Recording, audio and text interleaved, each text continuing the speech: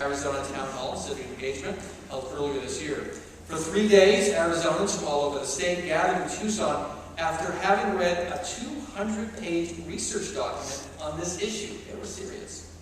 They worked from morning till night to develop action steps they believed Arizona should take to improve its civic engagement. You can read those recommendations on the website. Now tonight, we have asked a variety of folks in the community to weigh in with their ideas of what can be done to strengthen Arizona. So not only have we asked them to share what they're doing or what they know is occurring that can affect positive change, but we will ask you to do the same when you step to the mics. And we ask you please, everybody, keep it short, concise, ask a question, share an opportunity for others to be able to connect, and then let the next person take the mic. Okay, here is our first group of speakers promptly on the stage. A better way to start the evening than politics and government system is my favorite topic. Some of the findings from our Civic Engagement Town Hall included requiring all officials to take a course on civil discourse, not a bad idea. Increasing government transparency, including 72 hours advance notice of any revisions to bills, and the list goes on. To share what they believe we can do to improve our political and government systems, please welcome our first panel for the evening. They each have only 1 to 2 minutes to share and then can answer your questions or respond to your ideas. Welcome to Representative Rick Gray from the Arizona House of Representatives. He represents the West Valley.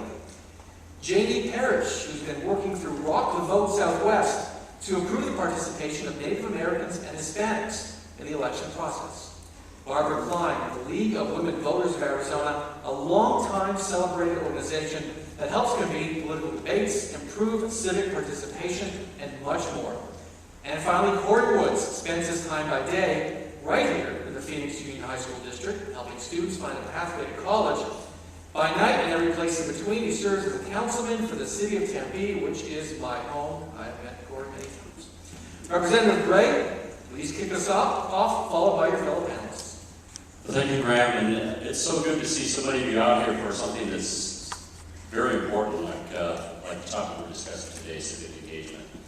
Before I came here, I did a Google search to find the most respected and the least respected professions. Not surprisingly, fireman was the top one, and also not surprisingly, the politician was toward the bottom. I can honestly say that as I searched some more, I did find politicians did make the top spot in one poll for the least favorite respected positions or professions. You know, I think that's kind of common. That politician connotes a certain disrespect. But one of the things that I found, in fact, it connotes it so much that when I first ran, I've been in for one term. When I first ran, I ran saying I'm a businessman, not a politician.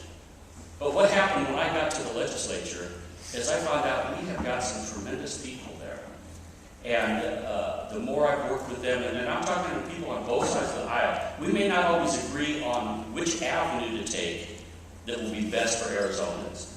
But I think everybody down there has that desire for what's best. So my encouragement to you today is to find out who your legislator is and call them, talk with them, set up an appointment. If you'd like to even come down and do a tour of the House, if you can't get a hold of your legislator, give me a call. I'd be more than happy to give you a tour, take you out on the floor where we sit, and you never know, you may be one of the next legislators. You may be able to have the joyous honor of